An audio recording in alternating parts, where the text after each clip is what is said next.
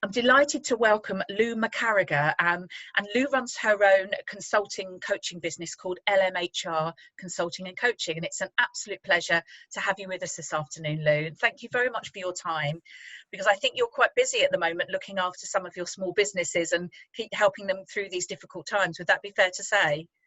Hi Becky, yes, that is true, and obviously things are changing really quickly at the moment, so keeping up to date and supporting them is keeping me busy. But thank you so much for having me today. It's a real pleasure to help you with this. Oh, thank you. And our students are missing out on their opportunities to go and have work experience placements, and just generally to be in school and with each other, and bouncing off each other and learning together. And us as a careers department at Shoreham Academy, we would be seeing all of our young people and talking to them about work experience and employability skills. So these videos are just a chance for them to sort of get a window into the world of work. And with your background in human resources, which I'll ask you to clarify what that is in a minute, it gives them some different ways of avenues they might want to take. So fantastic, thank you.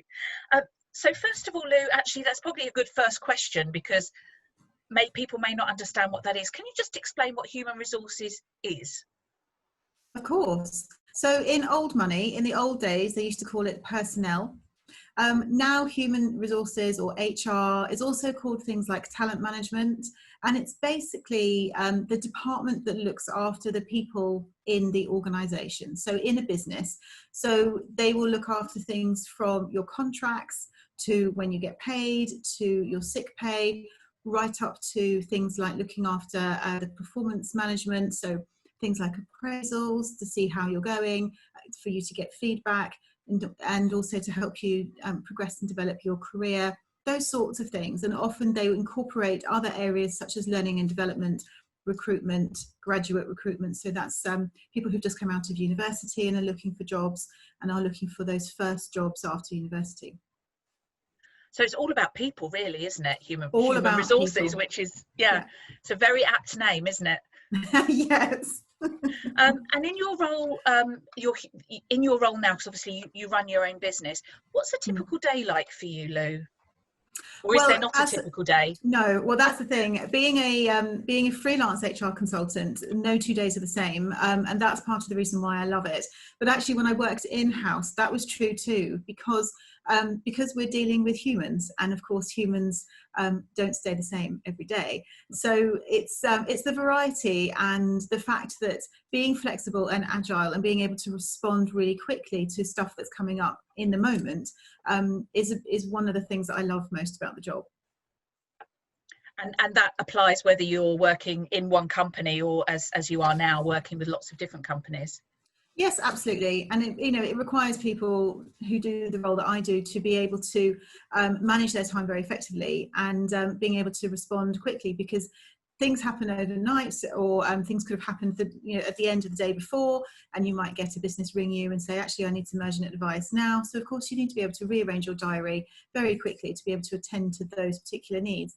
Or it might be that some business leaders or business owners might think that it's something that really needs to be dealt with in that moment, but you might need to employ some leadership skills to manage that relationship and manage their concerns, so that you can actually deal with it at a different time when you are able to give it the time that it needs to focus on what's going on for them. Because of course they may think, oh, this is a real urgent thing and needs dealing with in the moment, but actually it could be something that could wait until a couple of hours or until the end of the day or whatever. So it doesn't necessarily always mean that it has to be straight away. And actually, because it's built on employment law, I guess if an employer says, actually, I've had a problem with this person, I just want you to deal with it, but you understand everything underneath that, you have to deal with it a certain way, and that's more complex maybe than the client realizes. Absolutely. And it's always really important to get the full picture before you jump in with 2 feet. So like with everything, and not just in HR, it's really important to get very clear understanding of absolutely what's going on, what's gone before, and what they would like to go after. So what outcome are they looking for before you can start to give any advice around the next steps or what the options are that are available. So that leads on really nicely actually to the skills that you use, because at the academy and across the country really, a lot of our young people are encouraged to build their soft skills, because as you know, you can be taught the skill you need for a specific job, but you go into that with your the ability to listen and to work with people and all those sorts of things. Which three in your role would you say are the most appropriate skills, and why? Well, I was looking at the skills builder that you sent through to me, and one, I think it's brilliant, but two, I found it quite difficult to choose just three. But if I had to, listening, of course, would be number one. Really being able to listen without judgment for all the things that are going on, but also the unsaid things as well, both from an employer and an employee point of view, is really, really important. And not to jump to any conclusions or any assumptions straight away, but just to really get clear on the facts. So listening would be one of the number one skills. Mm-hmm. The second one, sorry, I'm just looking at the list here. That's okay. The second one that I went for was problem solving. So again, being able to look at a group of facts and being able to kind of understand all the different parameters around that and all the different options available to solving that, and then coming up with the best one and being able to make a recommendation to your business leader or to your client about, this is the route that I think is the best one and this is why. So problem solving would be really important in your role in an HR capacity. Right. And then the Fabulous. third one, again, it was quite difficult to choose, but the third one for me would be leadership, both in terms of leadership of yourself, leadership of your team, but also being able to recognize the different attributes that the leaders that you're working with may or may not be demonstrating, and so that you can support and coach them in being able to develop and grow their own leadership style. But in terms of leading yourself and being very clear about your self-mastery will come down to, because in HR you can find yourself in some quite high octane stressful situations, and you are looked upon to be the voice of reason and to be the calming influence in that situation. And so being able to manage your own emotions, manage your own stress levels, and manage your own reactions to things is really, really important. Having the choice between responding and reacting just gives you that opportunity to really choose your response rather than react in a very emotional way. And what that also does is it then provides a model for the people that you're working with to start to be able to do the same. So you're leading by example. Yeah, absolutely. One of the other areas we're very aware of are our young people who've finished their education. So in lots of cases, it will be our year 13 students there's nothing else they can do towards their qualifications. They may still be in partial lockdown and not being able to go out as much as they'd like or get the job that they want to get. And obviously employers are being a little bit cautious at the moment about opening up new job opportunities. If someone's interested in human resources, in coaching, in the kind of things that you're doing, what could they be doing right now if they're stuck at home for the next couple of months? What sort of advice would you give to them to build up their experience and maybe enhance their CV a little bit? Well, one of the first things that I would recommend is reading. I mean, there's so much information and so many resources available. There are so many fantastic books, so much free information on the internet. There are loads of videos and workshops. There's loads and loads of stuff available. So, be proactive, go and find it, go down a rabbit hole if it's really interesting and see where it takes you. So when you've got loads of time, you have such a gift on your hands. I would encourage you to turn off Netflix and do some research and find out, actually what is it that, that's really interesting for you? Because when you really work in an area that you love, it doesn't feel like work anymore. So that would be my first thing.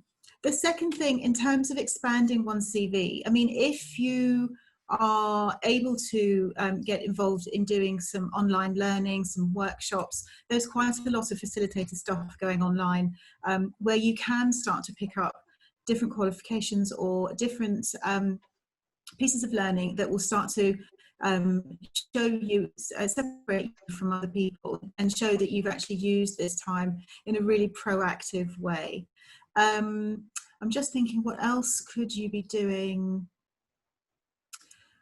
Can I ask a question? You got on your, when you mentioned about reading, we're Yes. encouraging our students to set up their first LinkedIn profile, so they can Perfect. start thinking about social media in a different way. Yep. So yes, they'll pretty much all have some sort of personal social media profile, but understanding that they can actually use social media professionally. So creating a LinkedIn profile, starting to build that profile, and encouraging them to follow interesting people as well. Absolutely. I certainly do that. There are certain people on LinkedIn, and in the industry sector I work in, that I read their blogs. I find them really interesting. Is there anybody like that you would suggest through social media that students might want to follow or check out?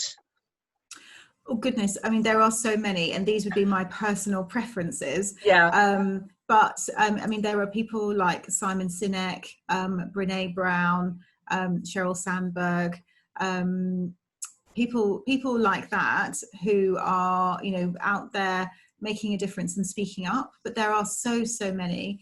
And the other thing, just on the social media point, is actually, yes, if you start to build your profile in a professional context online, that's fantastic. But I would also encourage you to start to have an awareness around what your presence has been like up until this point, and maybe go and clean up Facebook a bit, or make sure that your photographs aren't perhaps things that you wouldn't necessarily want potential employers to see. Those sorts of things, so that when people do go and look at the stuff that you're putting online, that it's stuff that you want them to see.